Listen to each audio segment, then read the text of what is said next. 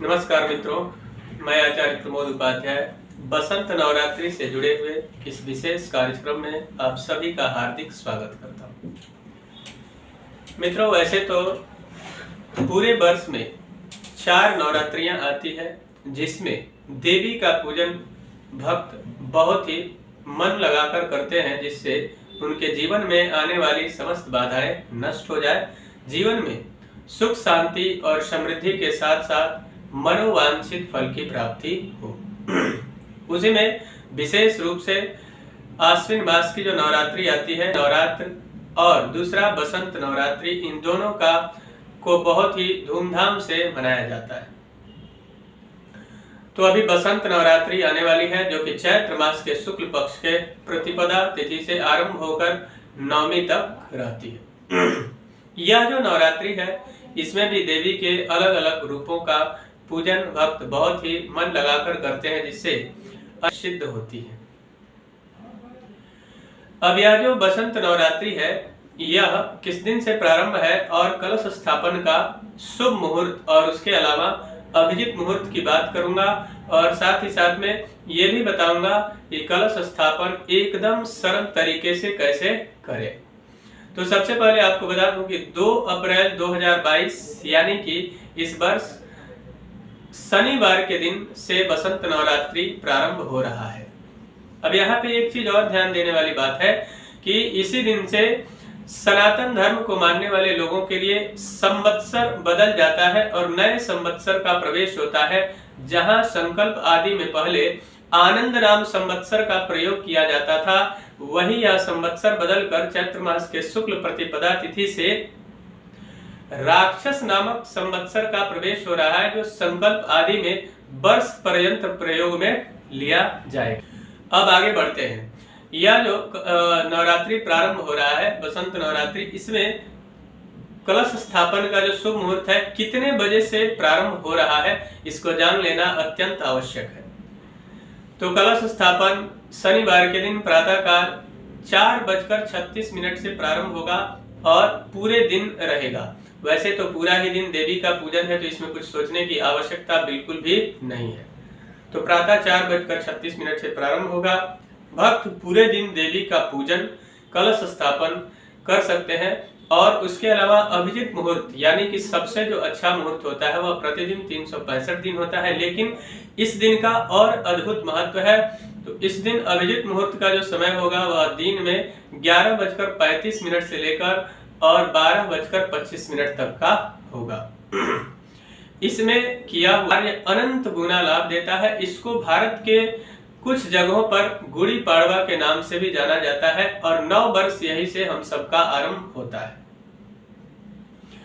अब मैं आपको बता दूं कि यह जो नवरात्रि है, इसमें कलश स्थापन सरल विधि से कैसे कर सकते हैं। सरल विधि यानी कि सबसे आसान तरीके से कैसे करना चाहिए। तो उसके लिए सर्वप्रथम आपको क्या करना चाहिए, घर में देवी के पूजन हेतु सुंदर एक चौकी लेके और लाल वस्त्र यानी एक लाल कपड़ा ऊपर बिछा दे, और देवी की सुंदर एक तस्वीर आप वहां पे लगाएं, और गंगा जल इत्यादि घर में सुंदर पोछा इत्यादि लगाकर गंगा जल का छींटा मारे। उसके पश्चात आप स्वच्छ वस्त्र धारण करके और मिट्टी का कलश ले लें, और उसके अलावा आपको एक थाली या फिर बांस की टोकरी या फिर मिट्टी का कोई पात्र बड़ा, जिसमें आप जौ लगा सके।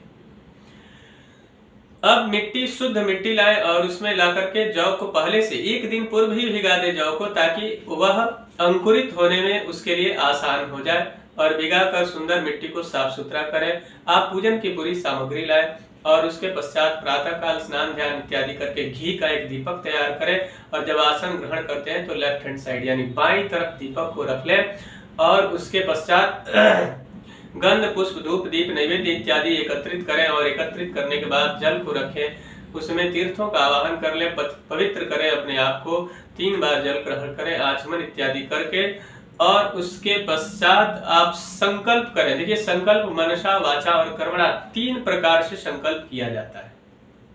हाथ में जल ले लें, और तिथि बार नक्षत्र योग इत्यादि अगर याद है तो अति उत्तम है, नहीं तो हे देवी, मैं आज इस बसंत नवरात्रि के शुभ अवसर पर अपना नाम और गोत्र ले, और मैं आपका आवाहन कर रही हूँ या कर रहा हूँ, आप हमारे घर में इस कलश में आकर विराजमान हो जाइए। भगवान गणपति का पूजन करें, उसके पश्चात सुंदर कलश को वहां पे मिट्टी को साफ सुथरा करें और करने के पश्चात कलश में एक धागा यानी कि एक मौली बांध दें, उसमें जल भरें।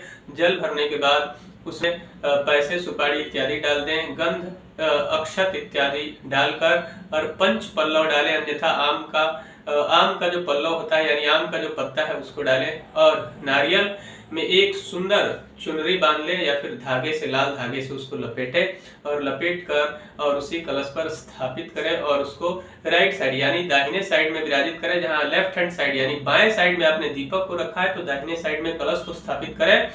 नहीं तो फिर बहुत सारे लोग आगे भी रखते हैं, चौकी जो लगाया है आपने उसके आगे रख करके और सुंदर वहां पे देवी का आवाहन करें। भगवान गणपति पूजन, कलश का पूजन पंचोपचार करें।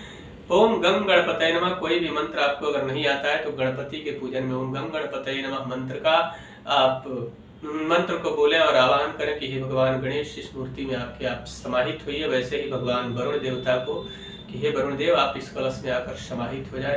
देवी का आवाहन करें, महाकाली, महालक्ष्मी, महासरस्वती के साथ त्रिगुणात्मिका जगदम्बिका दुर्गा देवी का आवाहन करें कि हे माता जी, बसंत नवरात्रि के प्रथम दिवस आप हमारे घर पर पधार कर अपना स्थान ग्रहण कर पूजन को स्वीकार करें और हमें अपना शुभ आशीर्वाद प्रदान करें। उसके पश्चात आसन देने के बाद जल इत्यादि से सिंचन करें। उसके बाद सुंदर वस्त्र पहनाएं, तिलक लगाएं, गंध, पुष्प, धूप, दीप, नैवेद्य इत्यादि समर्पित देवी का आरती इत्यादि करें, क्षमा प्रार्थना करें और उसके पश्चात यदि आप पूरे दुर्गा सप्तशती का पाठ कर सकते हैं या किसी ब्राह्मण के द्वारा करवाएं, अन्यथा आपको कवच, अर्गला और कीलक का पाठ कर, ये भी अगर संभव नहीं होता है तो सिद्धि कुंजिका स्तोत्र पाठ कर सकते हैं। कुंजिका पाठ मात्रेण दुर्गा पाठ फलम लभेत।